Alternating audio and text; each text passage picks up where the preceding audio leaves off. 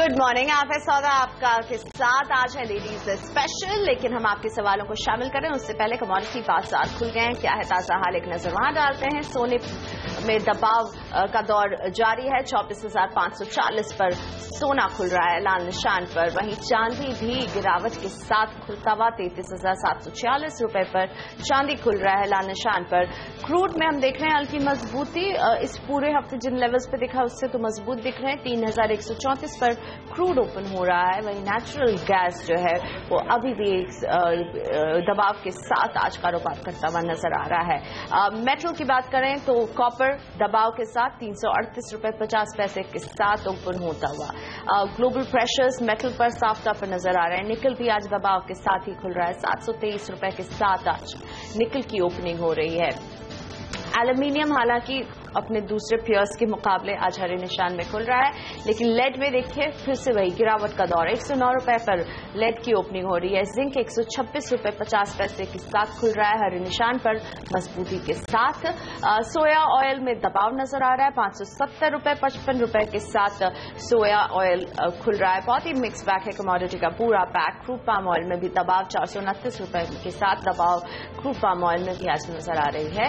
Soybean 3,267 के थोड़ा सा ऊपर लेकिन लाल निशान पर खुलता हुआ। मस्टर्ड सीड 4,114 के साथ ओपन हो रहा है। लाल निशान यहां पर भी हावी हो रहा है। चने में भी आज कमजोरी ही देखने को मिल रही है।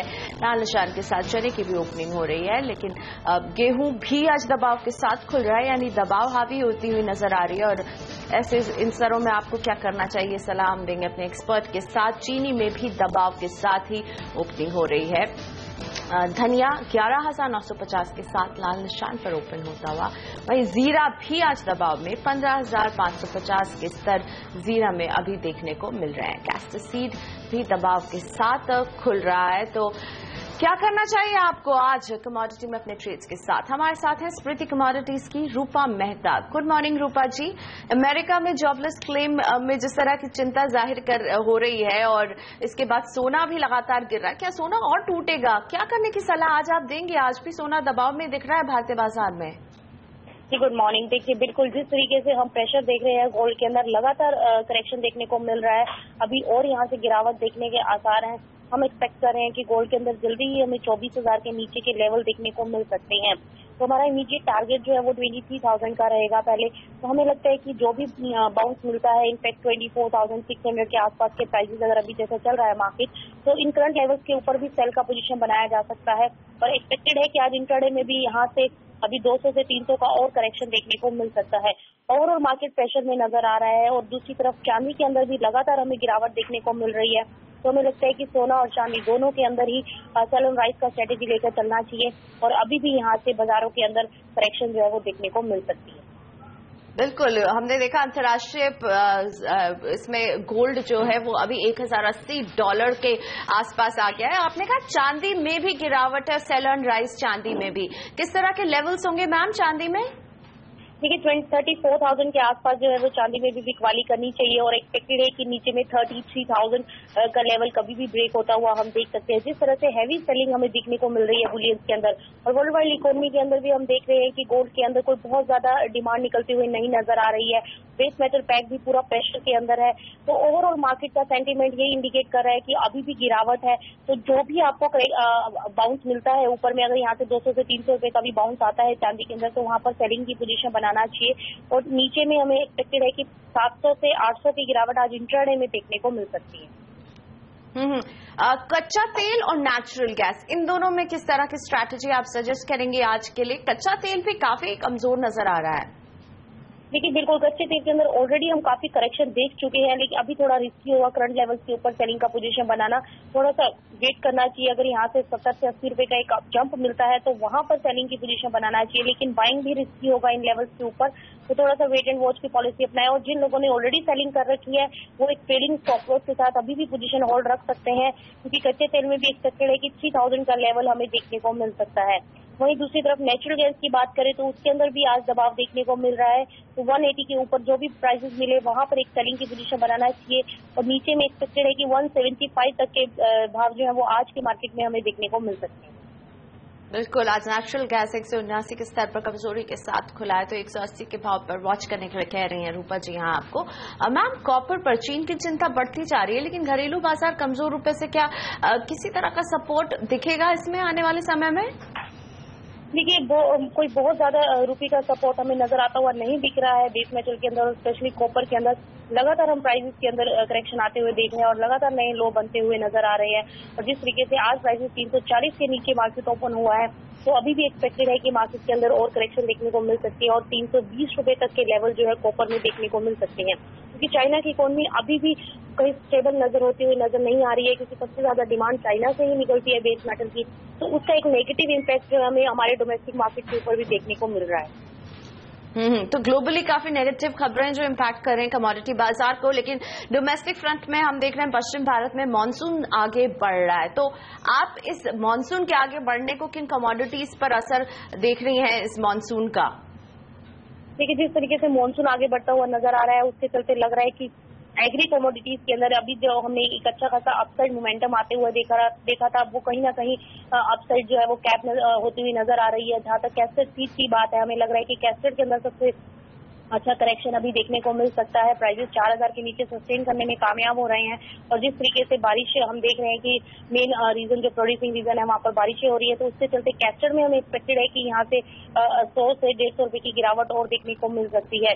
ओवरऑल ट्रेंड जो है मार्केट का अभी एग्री कमोडिटीज में, अगर हम एडिबल ऑयल की बात करें उसमें भी थोड़ा सा दबाव है, लेकिन मीडियम टू लॉन्ग टर्म की बात की जाए तो एडिबल ऑयल पैक में हमें लगता है कि आने वाले टाइम में एक तेजी बनते हुए हम देख सकते हैं।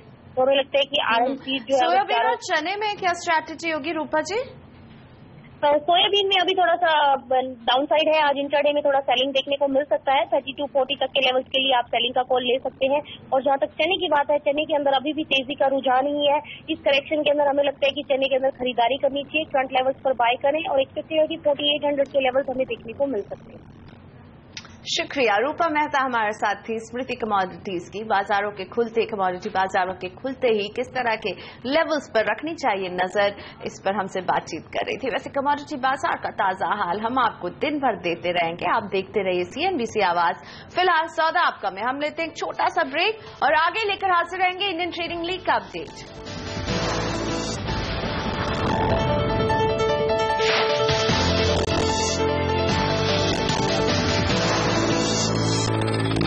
Welcome back. कमजोर ग्लोबल संकेतों के बीच और साथ ही कल का दिन Q1 अर्निंग्स के जिन कंपनियों ने पेश किया उनके लिए उतना अच्छा नहीं रहा और यही दबाव बाजार में क्या रिफ्लेक्ट हो रहा है, क्योंकि सेंसेक्स और निफ्टी दोनों ही आज दबाव के साथ खुले हैं। सेंसेक्स में भी हमें कमजोरी देखने को मिल रही है। सेंसेक्स करीब 90 अंक की गिरावट के साथ 28,280 पर ट्रेड कर रहा है। वहीं निफ्टी में भी 20 अंकों की कमजोरी नजर आ रही है। 8,600 का एक लेवल जो निफ्टी इस पूरे हफ्ते मेंटेन करने में किसी तरह से कामयाब हो रहा था, उससे नीचे आता हुआ नजर आ रहा है हमें निफ्टी।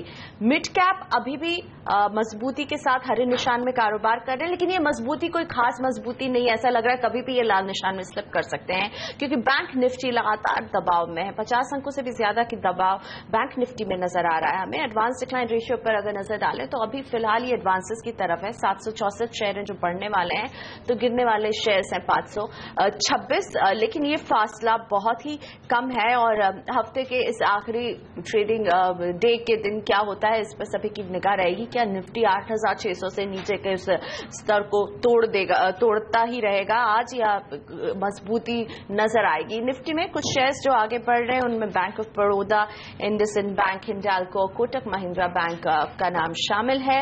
दबाव हमें देखने को मिल रहा है विप्रो, गेल, ICICI बैंक में, और टाटा मोटर्स भी आज दबाव के साथ ही खुले हैं। तो बढ़ते हैं आगे। CNBC आवाज आपको निवेश करने के लिए उत्साहित करता है और इसी कड़ी में हम लेकर आए हैं इंडियन ट्रेडिंग लीग, जिसके जरिए हम आपको फाइनेंशियल सिस्टम से जोड़ने की कोशिश कर रहे हैं। और इंडियन ट्रेडिंग लीग में चलते हैं सीधा सीनियर एडिटर नीरज वाजपेयी के पास इसके ताजा अपडेट के लिए।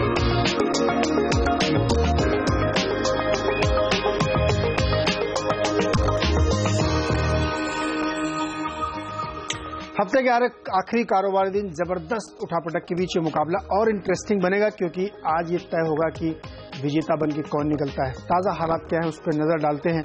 तो जो मेन ट्रेडिंग बोर्ड है उसमें कौन लीड करता हुआ दिख रहा है? अमित कुमार खुराना 191% का भारी रिटर्न, पैसा डबल से ज्यादा हो रहा है।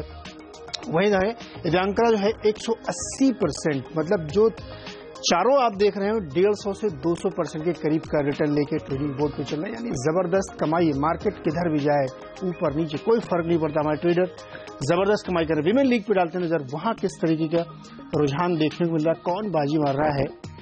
यहाँ पे एजांकरा भी देखिए आप, वही सेम, मतलब ये बहुत इंटरेस्टिंग है। लास्ट वीक भी आपको मैं बताऊं, विमेन लीग की जो पार्टिसिपेंट थी वो मेन ट्रेडिंग बोर्ड में भी नंबर 2 पे थी, और एग्जैक्टली वही पोजीशन यहाँ पे ही बनती दिख रही है। रजनी 80% के साथ नंबर 2 पोजीशन, तो नंबर 1 नंबर 2 में भारी गैप है। लगता नहीं कि आज ये मैच कर पाएंगी, पोजीशन बदल पाएगी। कमोडिटी में देखते हैं वहां क्या नजर चल रही है, किस तरीके से मामला ऊपर या नीचे जा रहा। वीरेश मोहन, एक नया नाम यहाँ पे निकल के आ रहा, 107% का भारी रिटर्न, पैसा डबल हो चुका है यहाँ पे।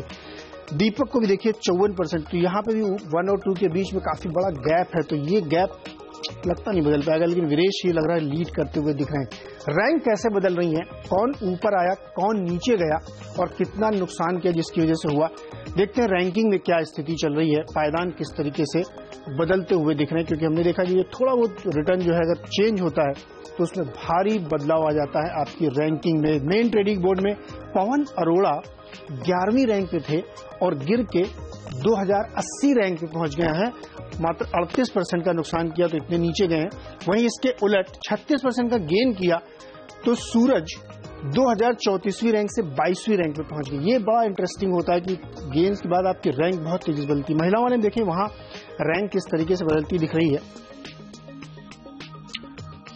ये देखिए वीरता पुखराज जैन 14वीं रैंक से 610वीं रैंक पे, और स्वाति सिंह जो लीड कर रही थी 18वीं रैंक से 609वीं रैंक पे पहुंच गई। तो यहाँ पे भी भारी उतार चढ़ाव है, 20-22% का नुकसान किया है। कमोडिटी में रैंक किस तरह से बदल रही है वहां पे भी नजर डालना जरूरी। संदीप 11वीं रैंक से 89वीं रैंक पे और 73वीं रैंक से 18वीं रैंक पे ऊपर गए हैं हरीश कुमार। तो कमोडिटी में डिफरेंट पैराडाइम चल रहा है, एक ऊपर एक नीचे। केवल 7% का प्रॉफिट करके हरीश ने अपनी रैंक में जबरदस्त सुधार किया है।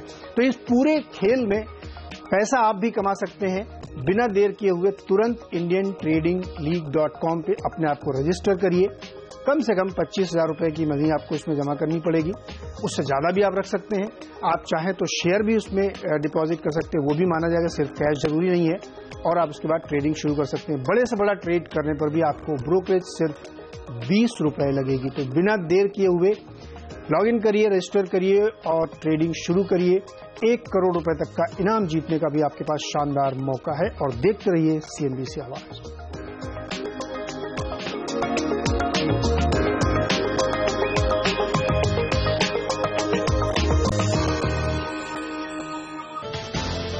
वेलकम बैक, आप देख रहे हैं स्वाद आपका। आज है लेडी स्पेशल। हम शामिल करेंगे अपने महिला दर्शकों के सवालों को। एक नजर सेंसेक्स और निफ्टी पर, दोनों ही आज सुबह से कमजोर ट्रेडिंग जोन में नजर आ रहे हैं। सेंसेक्स में हमें अभी 82 अंकों की गिरावट दिख रही है और निफ्टी भी 18 अंकों से कमजोर है, 8,570 के लेवल पर है। इसलिए आज सबसे बड़ा सवाल है कि पूरे हफ्ते हमने देखा कि एक लेवल को मेंटेन कर रहा था निफ्टी, कहीं ना कहीं 8,600 के आसपास बना रहता था।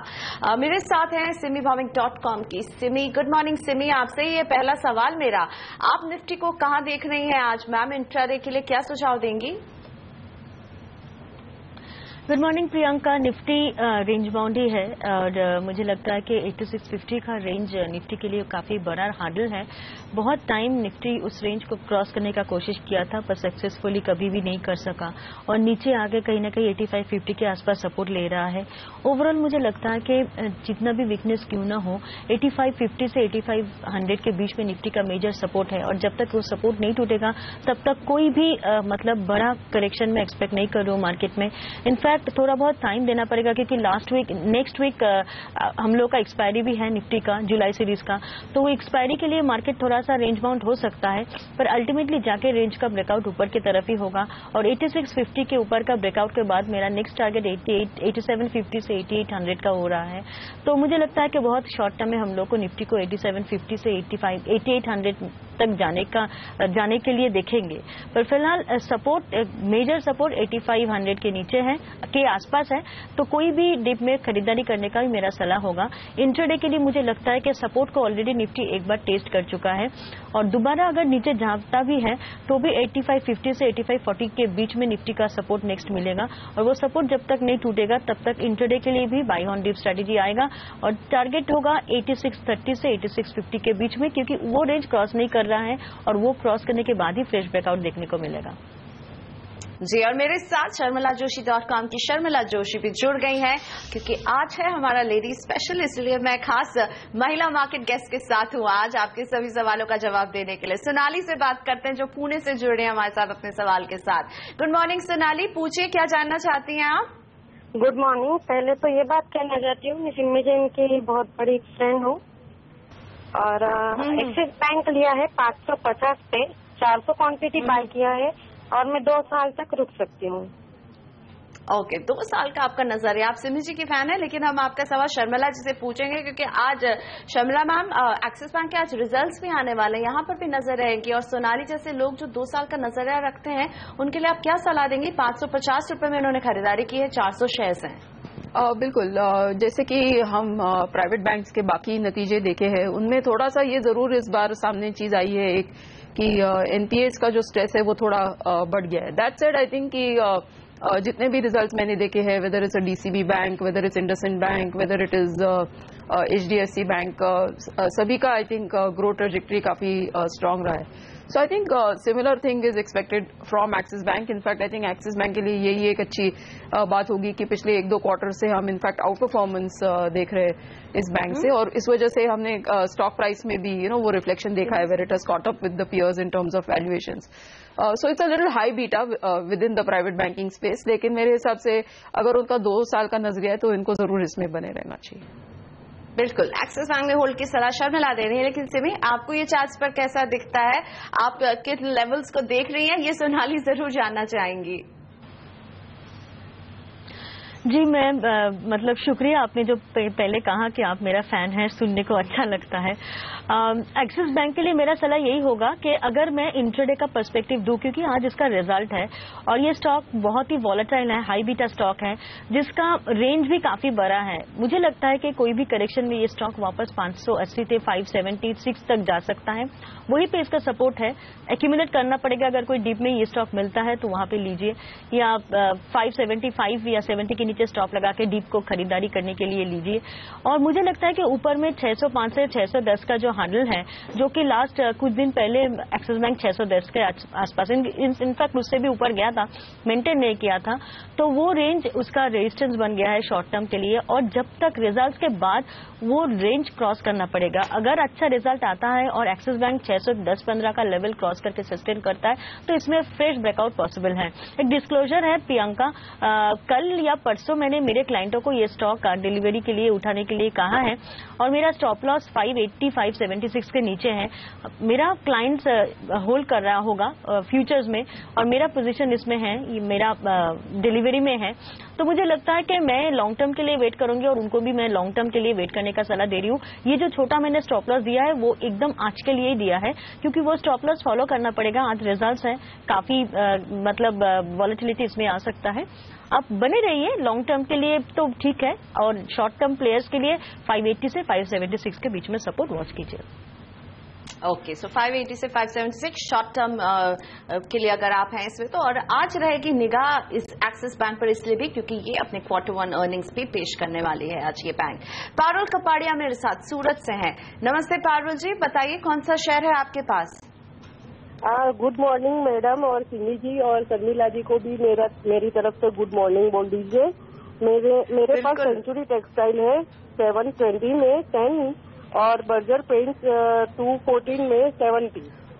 तो मैं क्या करूं, मैं होल्ड पे रहूं, क्या करूं मैं मैडम? ओके, शर्मिला जी आपके लिए पहले तो पारुल जी का स्पेशल गुड मॉर्निंग, और आप दोनों के एक फैन फोन कर रहे हैं। आई होप तीसरा फोन जो वो मेरा फैन निकले। लेकिन बताइए, सेंचुरी टेक्सटाइल के पास और बर्जर पेंट्स हैं, क्या आपके तो सभी फैंस हैं। You don't have to ask. So I know, I think coming to both the stocks, Century Textiles मुझे लगता है कि valuations से थोड़ा आगे चला गया है, and but इसके साथ momentum है, so I don't know whether it will reflect in the numbers, लेकिन अब तक तो इस तरह की चीज नहीं आई है. मे बी जो हम हमेशा सुनते हैं रियल एस्टेट की जो स्टोरी है उसका भी एक रिफ्लेक्शन हो सकता है. So I think ride it since momentum उसके फेवर में है, but if you ask me honestly in terms of valuations ऐसा लग रहा है कि it is fully price. Coming to Berger Paints, I am far more positive here, क्योंकि हमने देखा है कि क्रूड में जिस तरह की गिरावट आई है उसका आई थिंक ये क्वार्टर में हमने एशियन पेंट्स में पहली बार उसका एक पॉजिटिव इम्पैक्ट देखा है कि टॉप लाइन में इतनी ग्रोथ नहीं आई, लेकिन डेफिनेटली बॉटम लाइन में ये रिफ्लेक्ट किया, मार्जिन्स में भी ये रिफ्लेक्ट किया.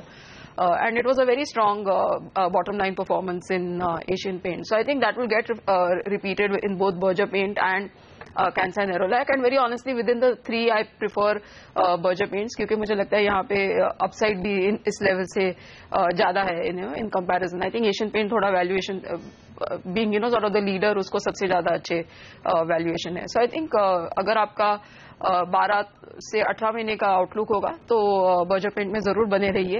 And as I said for Century Textiles may be a technical view could help you better. Okay Simi, Century Textile में एक टेक्निकल चार्ट देखकर बताइए कहाँ दिखता है आपको ये, क्या कहना चाहेंगे पैरेलल को? देखिए टेक्निकली मैं लगता है कि इसमें तो मोमेंटम है. हाँ, मैं भी मानती हूँ कि इसमें मूवमेंट भी काफी हद तक आ चुका है, और आपको एक छोटा सा स्टॉप लॉस मैं फॉलो करने के लिए कहूंगी, क्योंकि थोड़ा बहुत करेक्शन इसमें पॉसिबल है. अगर ये 700 का लेवल 690 का लेवल तोड़ देता है तो थोड़ा बहुत प्रॉफिट टेकिंग इसमें देखा जा सकता है, जो कि इसको 670 से 655 के बीच में वापस ले जा सकता है. तो आपका पोजीशन के लिए बहुत ही शॉर्ट टर्म का अगर पोजीशन है तो इसके लिए मैं एक स्टॉप लॉस दे रही हूँ 690 का. ये स्टॉक मेरा रडार में है, बिल्कुल है, क्योंकि ये स्टॉक मैंने बहुत ही रिसेंटली मैंने मेरे क्लाइंटों को मतलब रेकमेंड किया था, और मेरा टारगेट्स भी आ चुका है, पर फिर भी वो लोग होल्ड करना होगा.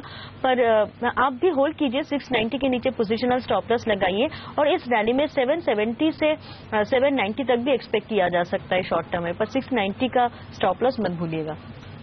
बिल्कुल, सेंचुरी टेक्सटाइल में 690 का एक स्टॉप लॉस आपको सिमी बता रही है, इसका ख्याल जरूर रखिएगा. लेते हैं एक छोटा सा ब्रेक, लेकिन ब्रेक के बाद हम अपनी महिला दर्शकों के सवालों का जवाब देंगे. क्या जानना चाहती हूँ अपने शेयरों में क्या करें आगे, बताएंगे हमारे दोनों ही खास market expert.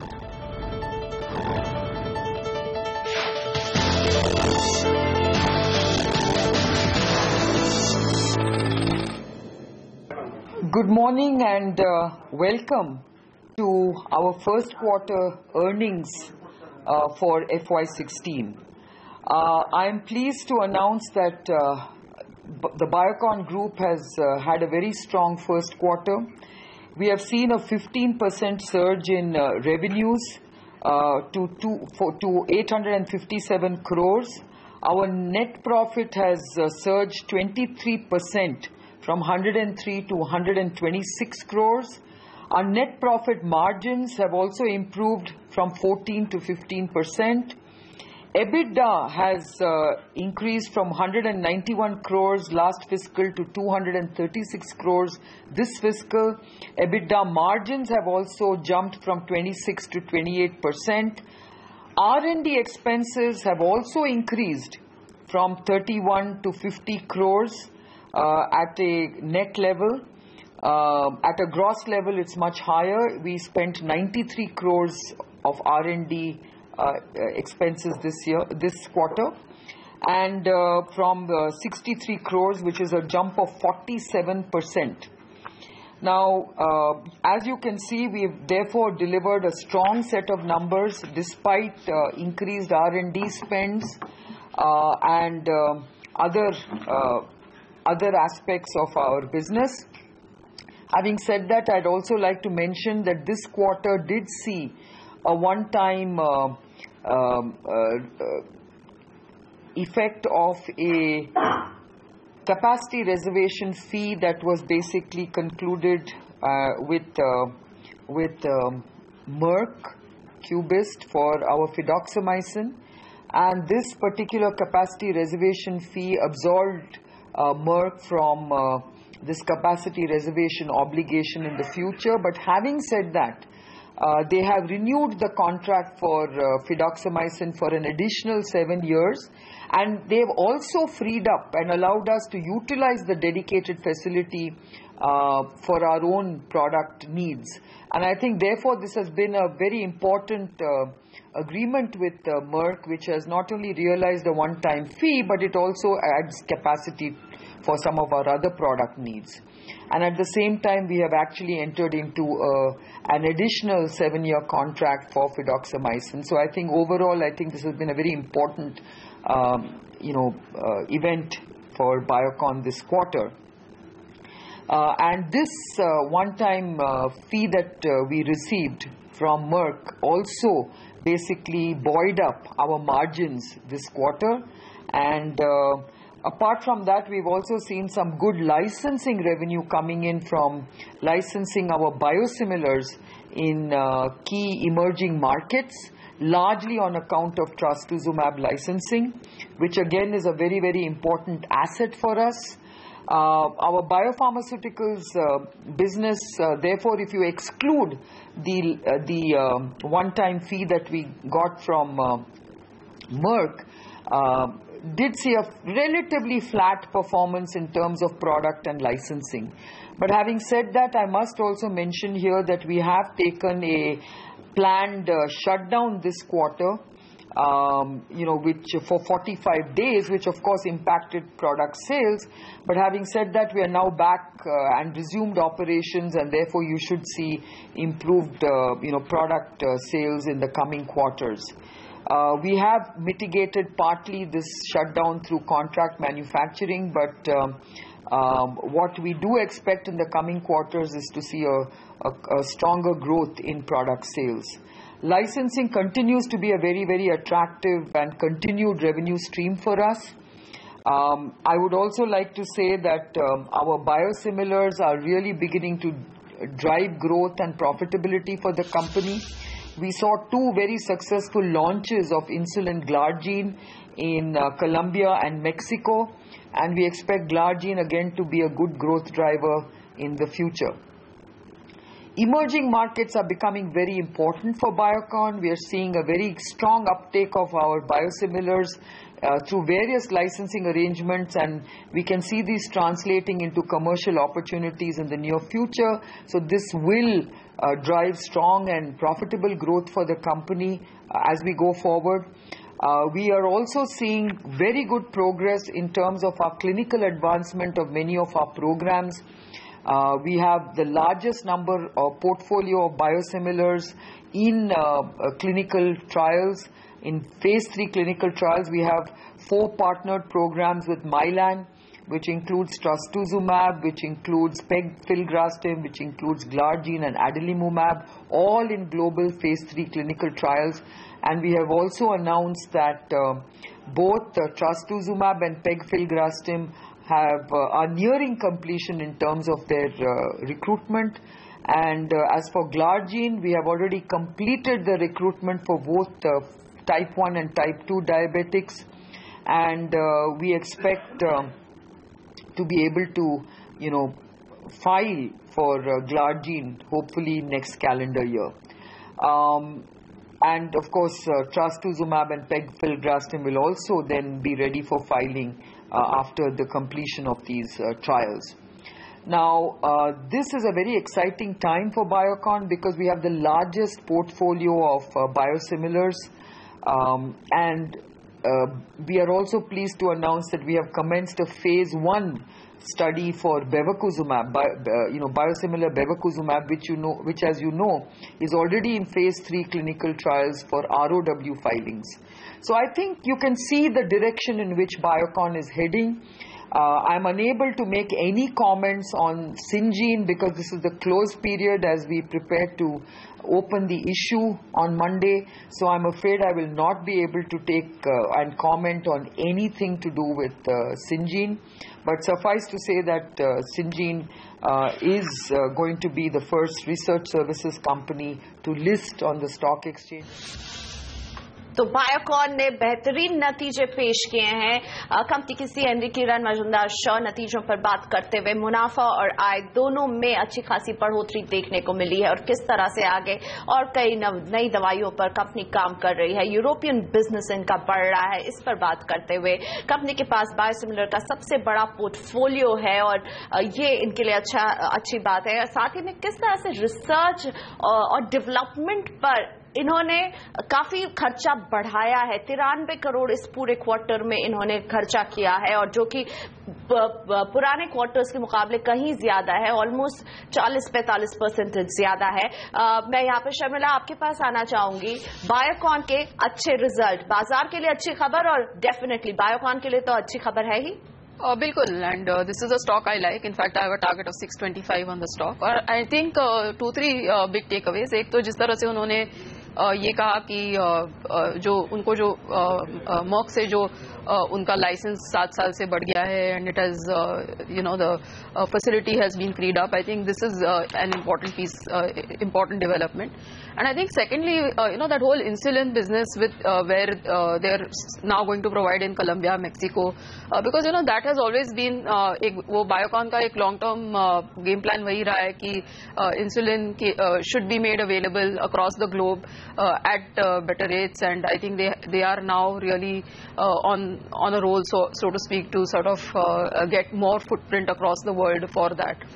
So I think that's a very big development. और जैसे आपने कहा कि बायोसिमिलर्स को लेके जिस तरह से उनका सबसे बड़ा पोर्टफोलियो है और जो जिस चीज पर वो कमेंट नहीं कर सकती, दैट सिंचन is actually going for a listing, so वो भी आई थिंक एक तरह से एक वैल्यू अनलॉक रहेगा बायोकॉन के लिए। So all things put together I think कि मे बी 2-3 क्वार्टर्स अर्लियर हम देख रहे थे कि थोड़े नरम जैसे नतीजे थे और अगर एक फार्मा स्टॉक में if there is one stock that has not really participated in the rally, that's Biocon. But I think अगर पिछले 2 क्वार्टर से हम अच्छे नतीजे देख रहे हैं, वंस आई थिंक सिंचन का लिस्टिंग भी हो जाता है, we can only expect further better things from Biocon. So as I said, I'm positive on the stock with a target of 625. बिल्कुल, और आज देखिए इन अच्छे नतीजों के बाद स्टॉक में भी हम एक अच्छा रनअप देख रहे हैं। 3% की बढ़त बायोकॉन में है। आय मुनाफा दोनों में इन्होंने बढ़ोतरी दर्ज की है और आने वाले महीनों के लिए भी अच्छा आउटलुक दे रहे हैं बायोकॉन। लेते एक छोटा सा ब्रेक, लेकिन ब्रेक के बाद शेयरों पर सवाल जवाब के सिलसिले को आगे बढ़ाएंगे।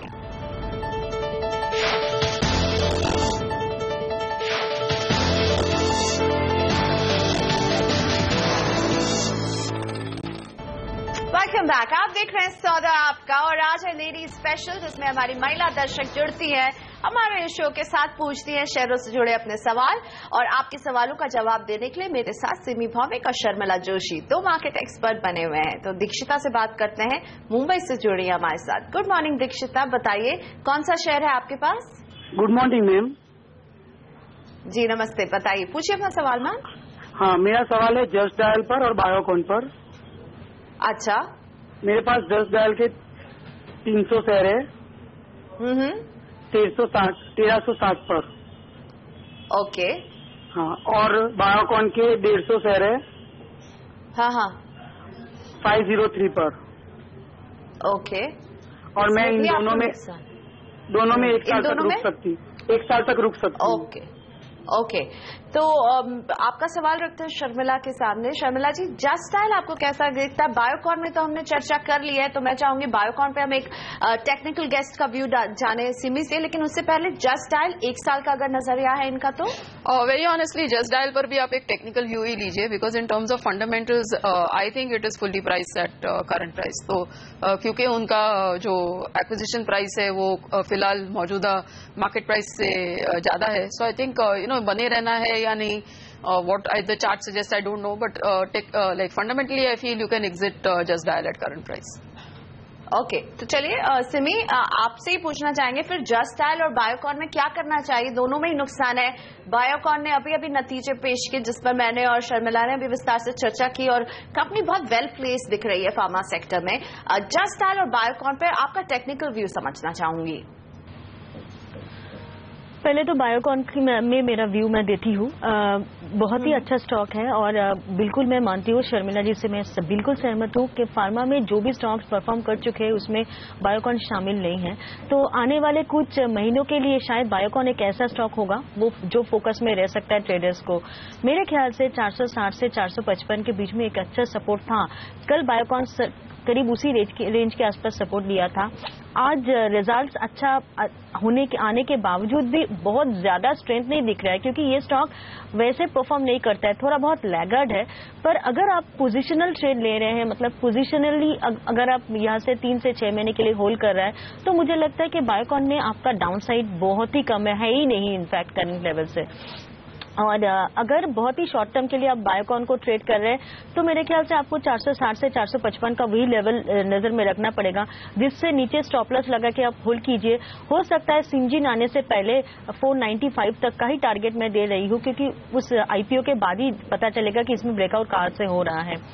ओवरऑल मुझे लगता है कि जो पोटेंशियल है 525 से 550 का टारगेट शॉर्ट टर्म के लिए रख सकते हैं, पर स्टॉप लॉस आपको 455 के नीचे ही रखना पड़ेगा। और मुझे लगता है कि buy on dip strategy Biocon में अडॉप्ट कीजिए। करंट लेवल पर या छोटा सा डिप अगर मिलता है फिर भी लीजिए, ये स्टॉक आपको निराश नहीं करेगा, इनफैक्ट शॉर्ट टर्म के लिए भी निराश नहीं करेगा। रहा सवाल जांच डायल की, तो मैं कहूंगी कि ये स्टॉक मोमेंटम में पहले था 1250 का लेवल के ऊपर जाके सस्टेन नहीं किया, वापस एक सपोर्ट को टेस्ट करने के लिए नीचे आ गया है। अब आपका पोजीशन अगर बहुत ही शॉर्ट टर्म है के लिए है तो मुझे लगता है कि एक बहुत टाइट स्टॉप लॉस लगा के आपको वेट करना है। 1050 का सपोर्ट है, वो साइकोलॉजिकल सपोर्ट भी हो सकता है। उससे नीचे अगर ये स्टॉक चला जाएगा तो आपको किसी भी हाल से ये स्टॉक से निकल जाना पड़ेगा, क्योंकि ये स्टॉक जो है शॉर्ट टर्म का चार्ट उतना खराब नहीं है, पर मीडियम टर्म का चार्ट काफी खराब है, काफी हद तक खराब है। इनफैक्ट 1050 से नीचे जाके अगर ये सस्टेन करेगा तो इसमें मेजर डाउनसाइड ब्रेकडाउन नजर में आ रहा है, जो कि पॉसिबल है। तो 1050 के नीचे बिल्कुल वेट मत कीजिए, फिलहाल आप 1050 का स्टॉप लॉस लगाइए। और अगला सवाल पूछने के लिए हमारे साथ मिसेस ढोलकिया है फोन लाइन पर मुंबई से। नमस्ते मिसेस ढोलकिया, पूछिए कौन सा शेयर है आपके पास मैम? मेरे पास एलेम्बिक केमिकल है 1000 शेयर। बहुत 15-20 साल पहले पुराने हैं और 10 शेयर। अच्छा, ओके। और आपने खरीदा था 10 रुपए के भाव पर, बहुत पुरानी खरीद आपकी रही है, अभी 46 रुपए के आसपास है, 36 रुपए के मुनाफे पर आप बैठी हुई हैं। शर्मिला जी, एलेम्बिक आपको कैसे दिखती है ये? आई मीन ठीक ठाक जैसी कंपनी है। आई डोंट थिंक कि बहुत ज्यादा यहाँ से I am expecting run away, लेकिन मेरे हिसाब से एक 54-55 का टारगेट समझ के हम चल सकते हैं, और वो लेवल पे आप फिर से इस स्टॉक को रिविजिट करके देख लीजिए कि आपको इसमें बने रहना है कि नहीं। I think the good thing is क्योंकि उनकी 10 रुपए की परचेस है, your that way pretty safe in the stock, लेकिन as I said my target would be closer to 54-55। लेते हैं एक छोटा सा ब्रेक के बाद शेयरों पर सवाल जवाब के सिलसिले को आगे बढ़ाएंगे।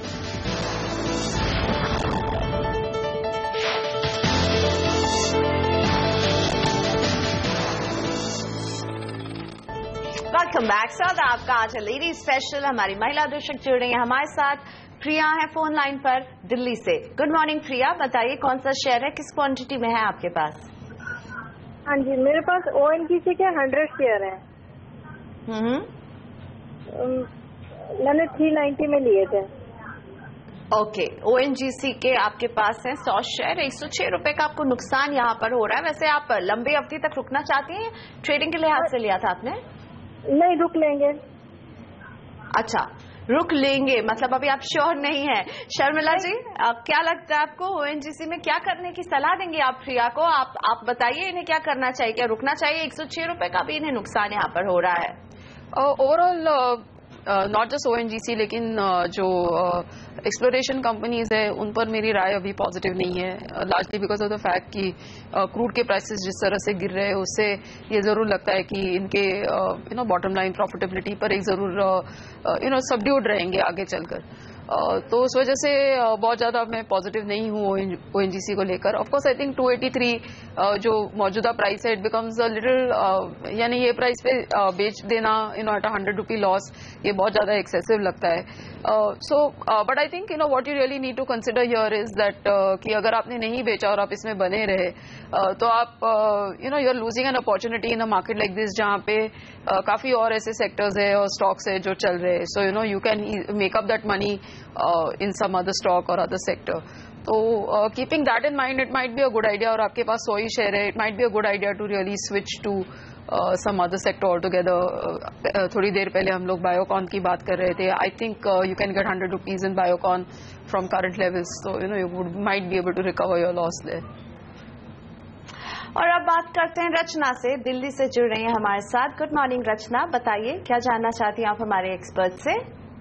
हाँ मैम, मुझे 1 लाख रुपए इन्वेस्ट करना है। मैं सिमी जी की बहुत बड़ी फैन हूँ, तो वो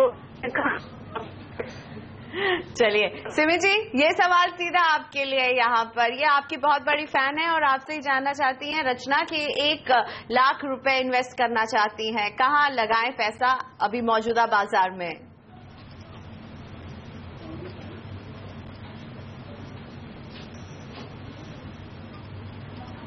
सिमी, लगता है सिमी ना मेरी आवाज सुन पा रही है ना अपनी फैन की आवाज सुन पा रही है। माफी चाहेंगे रचना जी, अभी आपका सवाल हम शर्मिला के सामने रखते हैं। सिमी, क्या आप मुझे सुन पा रही हैं? नहीं सुन पा रही हैं। तो शर्मिला जी, सिमी की इन फैन को मैं आपकी तरफ डायरेक्ट करूंगी। 1 लाख रुपए डालना चाहती है और अभी आप बोल रही थी कई सारे मौजूदा बाजार में सेक्टर्स और स्टॉक्स आपको अच्छे लगते हैं, तो इन्हें सजेस्ट कीजिए कुछ। या आई थिंक एक तो हमने बायोकॉन की बात की है, उसके साथ साथ आई थिंक बर्जर पेंट्स एक ऐसा स्टॉक है जो मुझे इन लेवल्स पर काफी पसंद है। Then I think similarly Century Ply एक ऐसा स्टॉक है जो मुझे within the mid cap space अच्छा लगता है। Within the banking I do like a DCB, NBCC, I think so there are a whole host of stocks. I think Ashok Leyland at this price, I even like a TVS Motors. तो ऐसे कुछ कई stocks है जो आप इस level पर ले सकते हैं। आई थिंक यही स्ट्रैटेजी आपकी रहनी चाहिए कि पूरा 1 लाख एक स्टॉक में नहीं लेकिन 5-6 स्टॉक्स में लगाए, और जैसे ही आपको 15-20% उस स्टॉक में मिले, sell and buy something else, और hopefully next time you will be able to get in touch with Simi and take advice from her. नहीं मैम, नेक्स्ट टाइम तक वेट नहीं करना पड़ेगा, हम कोशिश करके अभी उनसे बात करें कि वक्त हो गया है ब्रेक का। ब्रेक के बाद हम लेकर आएंगे अपनी खास पेशकश मार्केट की पाठशाला।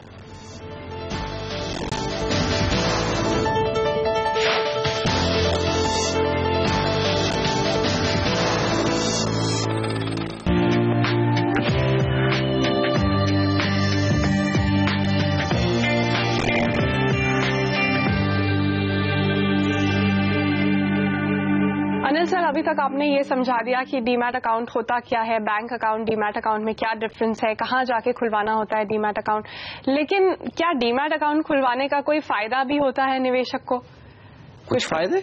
अरे बहुत फायदे होते हैं, और खास तौर से प्रज्ञा अगर उन लोगों से पूछिए जो 1980, 85, 90, 95 के वक्त में शेयर बाजार में पैसा लगाते थे, तब डीमैट अकाउंट नहीं होते थे। डीमैट अकाउंट तो 95, 96 के बाद होना शुरू हुए। तब होता ये था कि फिजिकल में शेयर आते थे। अब वो फिजिकल में जो शेयर आते थे या देने पड़ते थे, बड़ी रिस्क, चोरी होने की रिस्क, शेयर के फट जाने की रिस्क, उसको किस तरह से संभाल के रखें।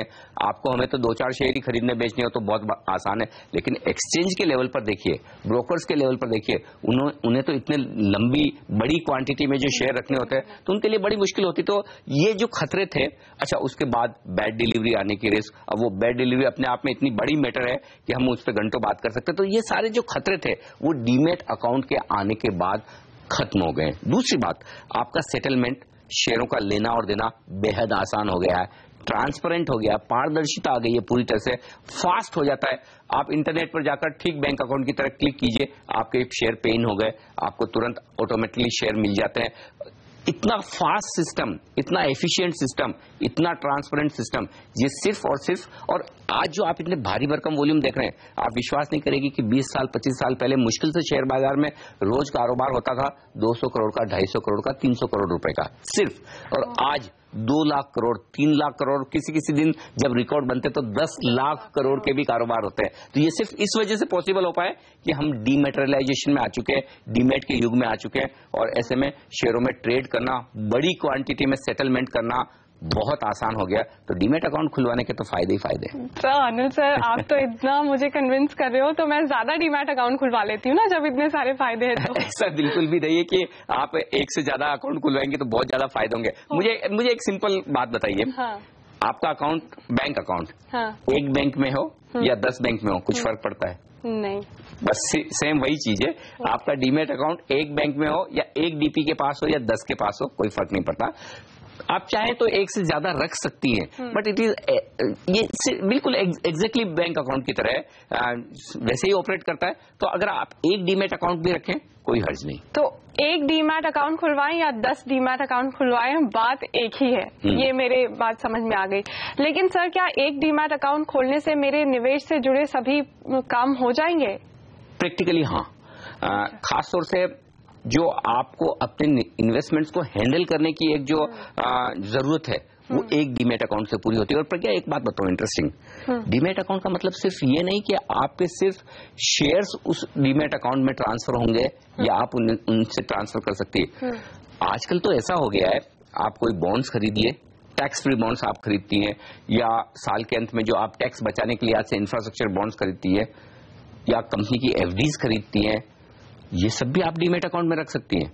तो सारे आपकी यूनिट्स, म्यूचुअल फंड की यूनिट्स आप डीमेट में रख सकती हैं, आप टैक्स फ्री बॉन्ड्स डीमेट में रख सकती हैं, डिवेंचर्स डीमेट में रख सकती हैं। तो सिर्फ एक डीमेट अकाउंट खोलिए, शेयर ही नहीं, आपके हर एक प्रॉब्लम, यूं कहें कि हर एक इन्वेस्टमेंट को सेफ रखने का एक जो तरीका है वो डीमेट अकाउंट आपको सारी सुविधा देता है। दूसरी बात, आपने डीमेट अकाउंट के जो फायदे की बात की, आप देखिए जनरली होता क्या है, आप अपना जब अकाउंट खुलवाते हैं या आप कोई निवेश करते हैं तो हर जगह, या बैंक अकाउंट में भी आपसे ये पूछा जाता है कि आप नॉमिनेट किसे करेंगे, राइट? हाँ। तो हर इन्वेस्टमेंट के लिए आपको अलग अलग नॉमिनेशन करना होता है। डीमेट अकाउंट में सिंपल है, आप सिर्फ डीमेट अकाउंट में अपना एक नॉमिनेशन दे दीजिए, आपके सारे इन्वेस्टमेंट के लिए चाहें तो एक ही नॉमिनेशन से काम चल जाता है। ये कितना आसान है। हाँ। दूसरी बात आप देखिए, जब आप डीमेट अकाउंट में अपनी बैंक डिटेल्स डालती हैं, आपने देखा होगा कंपनियां अपना डिविडेंड देती है। अगर आपने डिबेंचर किसी के खरीदे हैं तो उसमें आपको इंटरेस्ट की इनकम होती है। आप सिर्फ डीमेट अकाउंट में अपनी बैंक की डिटेल्स डाल दीजिए, ऑटोमेटिकली आपके अकाउंट में डिविडेंड क्रेडिट हो जाएगा, ऑटोमेटिकली आपके अकाउंट में इंटरेस्ट आ जाएगा। आपको कंपनी से चेक आने का इंतजार नहीं करना है, चेक कब आएगा, आपको मिला नहीं मिला, उसके बाद आप बैंक में जाके डिपॉजिट कराएंगे, ये जो सारे झंझट है ये सब खत्म हो जाते हैं। एक और बात, पहले क्या होता था, किसी कंपनी ने समझिए शेयर इश्यू किए हैं, बोनस शेयर, या कंपनी ने शेयरों को स्प्लिट किया है, तो आपके पास नए शेयर सर्टिफिकेट आने में बड़ा लंबा टाइम लगता था। जब वो शेयर सर्टिफिकेट नए आ जाएं तभी आप बेच पाते थे। अब क्या है, सिंपल, विद इन सेकंड्स, जिस दिन एक्स डेट हुई आपको वो सारे के सारे बोनस शेयर, स्प्लिट शेयर आपके अकाउंट में मिल जाएंगे और आप तुरंत उन्हें चाहें तो बेच सकते हैं। तो कितना फास्ट हो गया है। और सिर्फ एक ही काम नहीं हो रहा है कि डीमेट अकाउंट में आपके शेयर सेफ पड़े, आपके इन्वेस्टमेंट से जुड़े हुए ये सारे के सारे काम बड़ी आसानी से होते हुए दिख रहे हैं। बिल्कुल। तो हम लोग को इतनी सारी सहूलियतें जब दे रहा है डीमैट अकाउंट, क्या हमें किसी तरह की फीस भी पे करनी पड़ती है जब हम ये अकाउंट खुलवाते हैं? There is no free lunch. Fees तो हर चीज की आपको देनी पड़ेगी। मैंने पूछा। बिल्कुल, इसमें कोई डाउट नहीं, फीस देनी होगी। जनरली आप जो भी ट्रांजेक्शन्स करती हैं वो ट्रांजेक्शन्स आपको फीस के तौर पर देने होते हैं। अब देखिए, जनरली बैंक्स आपसे फीस नहीं लेते हैं अनलेस कि आप उनसे लोन लें, या कुछ सर्टेन मिनिमम अकाउंट बैलेंस जो आपको रखना होता है वो रखें। लेकिन आप कुछ न कुछ पैसा बैंक में रखती हैं, इसलिए बैंक्स के लिए कमाई का तरीका है कि आपके जो पैसे पड़े हैं उस पर उनको ब्याज की कमाई हो रही है। लेकिन जो आपका डीमेट अकाउंट खोल रहा है उस डिपॉजिटरी के पास आपके पास से कमाई करने का क्या तरीका है? एक ही तरीका है, वो आपसे फीस चार्ज करेंगे। अब फीस दो तरीके से चार्ज की जाती है, एक तो अकाउंट ओपनिंग की और अकाउंट मेंटेनेंस की। जाहिर सी बात है, अकाउंट ओपनिंग की जो भी फीस होगी वो लाइफ में आपको एक ही बार पे करनी है जब आप अकाउंट खोलते हैं। उसके बाद एनुअल मेंटेनेंस चार्जेस लिए जाते हैं कि आप जो भी अकाउंट रख रहे हैं उसका सालाना कुछ न कुछ चार्ज आपको देना होगा, 100, 200, 300, 500 रुपए। कई सारे तो डीपी ऐसे हैं जो ये चार्ज नहीं भी लेते हैं, वेव कर देते हैं, जैसे कई सारे बैंक्स वेव करते हैं। उसके बाद जो दूसरे चार्जेस आते हैं वो चार्जेस होते हैं कि आप जब भी शेयर में ट्रांजैक्शंस कर रही हैं या जो भी आपके अकाउंट में शेयर्स या दूसरी सिक्योरिटीज आ रही है जा रही है उनके ऊपर कुछ न कुछ चार्ज जरूर लिया जाता है। तो उनकी वैल्यू पर सर्टेन परसेंटेज ये डीपी अकाउंट चार्ज करते हैं। डीमेट अकाउंट में आपको ट्रांजैक्शन होने पर वो आपको थोड़ी सी फीस देनी होती है।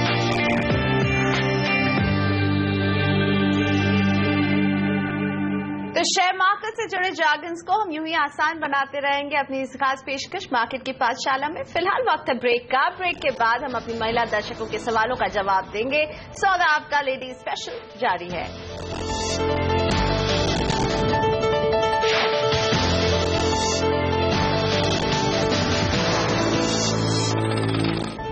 Welcome back. आप देख रहे हैं सौदा आपका। आज है लेडी स्पेशल। मेरे साथ सुधा जुड़ रही हैं कोलकाता से।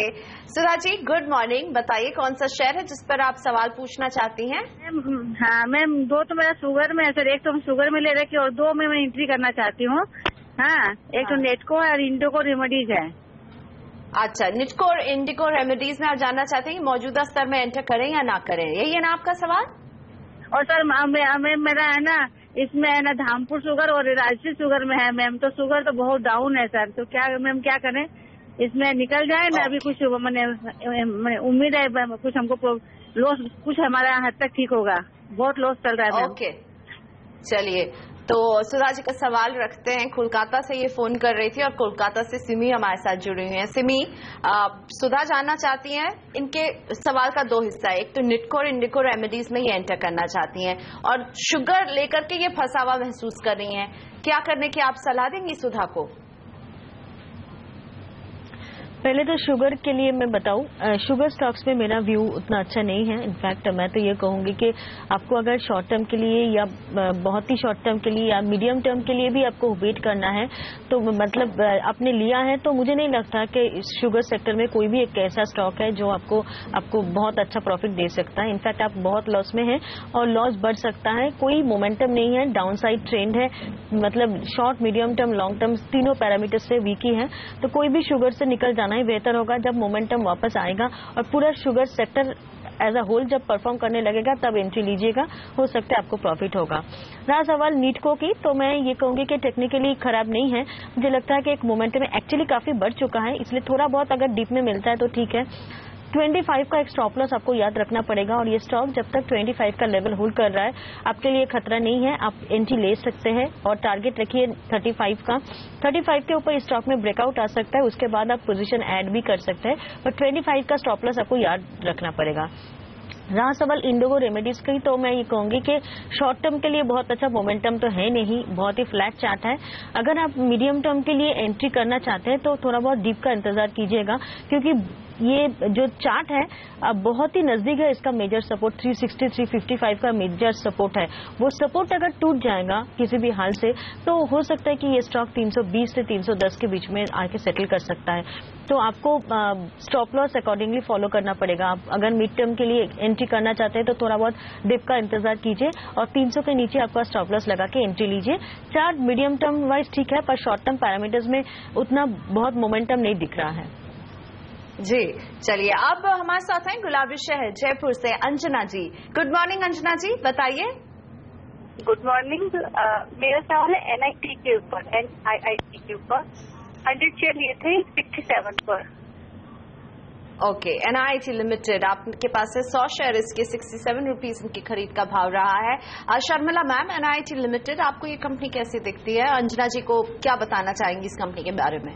नतीजे काफी अच्छे थे तो उनको देखकर ऐसे लगता है कि जरूर इसमें बने रहना चाहिए। आई थिंक अगर आपका बहुत शॉर्ट टर्म का नजरिया है तो आई डोंट रियली नो, लेकिन क्योंकि जिस तरह से हम अर्निंग्स में इम्प्रूवमेंट देख रहे हैं तो आगे चलकर आई थिंक 1-2 क्वार्टर और इसको ट्रैक करें और उनका अगर अर्निंग्स का इसी तरह का पाइपलाइन अगर नजर आता है आगे चलकर भी तो आई थिंक इसमें बने रहने की सलाह हो सकती है, क्योंकि ये क्वार्टर के नतीजे तो बहुत ज्यादा अच्छे थे।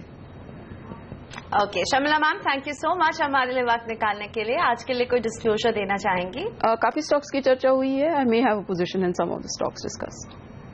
Thank you. तो शर्मिला जोशी से हम यहाँ इजाजत ले रहे हैं, लेकिन हमारे साथ अभी सिमी फॉर्मिक बनी हुई है, क्योंकि ब्रेक के बाद हम सिमी के साथ लेकर आएंगे स्टॉक्स फटाफट।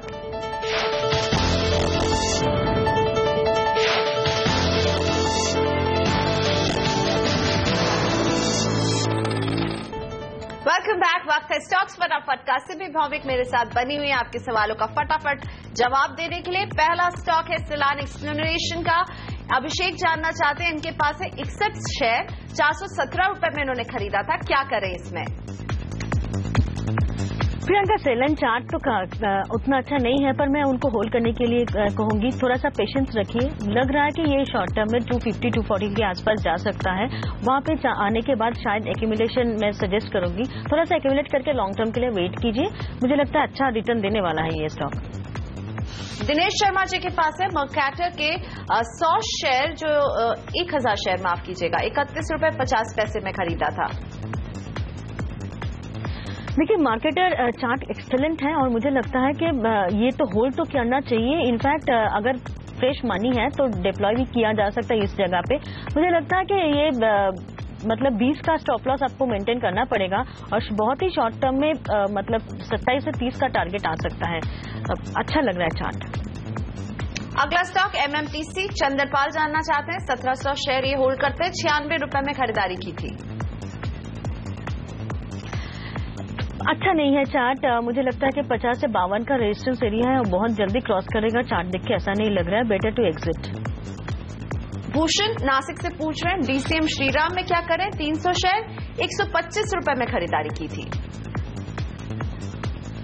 देखिए, चार्ट फ्लैट है पर खराब नहीं है, तो मैं वेट करने के लिए कहूंगी। 100 के नीचे एक मेंटेन कीजिए स्टॉप लॉस और आपका टारगेट अच्छा आ सकता है। अगर ये स्टॉक 135 से 40 का लेवल के ऊपर जाके मेंटेन करेगा तो थोड़ा बहुत चार्ट बेटर हो सकता है, उसके बाद टारगेट आपको अच्छा मिल सकता है। फिलहाल आप मेंटेन कीजिए स्टॉप लॉस 100 के नीचे। अगला स्टॉक जिस्मिन फार्मा, मुदस्सर सूरत से पूछ रहे हैं, 200 शेयर है, 160 रुपए में खरीदा था। दुश्मन चार्ट फ्लैट है, स्टॉप लॉस 150 के नीचे फॉलो करना पड़ेगा। 190 से 95 का रेजिस्टेंस है, वो रेजिस्टेंस क्रॉस करके सस्टेन करेगा तो थोड़ा बहुत मतलब आपको अच्छा मोमेंटम मिल सकता है। होल्ड कीजिए। श्वेता जानना चाहती है, होल्ड इसमें होल्ड की सलाह दुश्मन फार्मा में। श्वेता का है अगला सवाल, जो इलेक्ट्रो कास्ट के बारे में पूछ रही है। इनके पास है मैम 770 शेयर, 26 रुपए में खरीदारी की है। देखिए, इसका भी चार्ट फ्लैट है इलेक्ट्रोसिल कास्टिंग्स पर। मैं होल्ड करने का सलाह दे रही हूँ क्योंकि मुझे लगता है कि एक सपोर्ट है 16 का, जो नहीं तोड़ेगा तो बहुत ज्यादा वीकनेस नहीं आ सकता है। फ्लैट तो ऑलरेडी चार्ट वीक ही है, पर 22 से 24 का एक रेजिस्टेंस एरिया होगा, उस रेंज के ऊपर जाके ये अच्छा परफॉर्म कर सकता है, तो 16 का स्टॉप लॉस के साथ बने रहिए। अमित जी के पास है बालकृष्णा के 100 शेयर, 666 रुपए में खरीदारी की है, क्या करना चाहिए इसमें अभी? देखिए, 640 का स्टॉप लॉस अब मेंटेन कीजिए। चार्ट उतना इंकरेजिंग नहीं है, पर मुझे लगता है कि 700 का लेवल क्रॉस करेगा और मेंटेन करेगा तो इसमें थोड़ा बहुत परफॉर्मेंस दिख सकता है अच्छा। 700 to 710 रेजिस्टेंस एरिया और आपका स्टॉप लॉस होगा 640। थैंक यू सिमी मैम हमारे लिए वक्त निकालने के लिए। वैसे आपने शो की शुरुआत में कुछ डिस्क्लोजर दिए हैं और आखिर में मैं एक बार आपसे फाइनल डिस्क्लोजर आज के शो के लिए। पहले तो मैं दे चुकी हूँ, पर इस रैपिड फायर में बहुत सारे स्टॉक्स डिस्कस किए हैं। उसमें सेलन एक्सप्लोरेशन मैंने मेरे क्लाइंटों को उठाने के लिए कहा था लॉन्ग टर्म डिलीवरी के लिए। मेरे पास भी ये स्टॉक है, लॉन्ग टर्म के लिए पोर्टफोलियो में है। बस ये डिस्क्लोज करना था। बाकी छोटा मोटा एक बार कोई स्टॉक दिया है वो याद नहीं है, पर क्लाइंटों के पास हो सकता है। थैंक्स। शुक्रिया सिमी मैम हमारे वक्त निकालने के लिए। तो सिमी जी से तो हम इजाजत ले ही रहे हैं, मुझे भी यही इजाजत दीजिए। नमस्कार। आगे हम हाजिर रहेंगे कमोडिटी बाजार के हाल के साथ कमोडिटी राउंड अप में।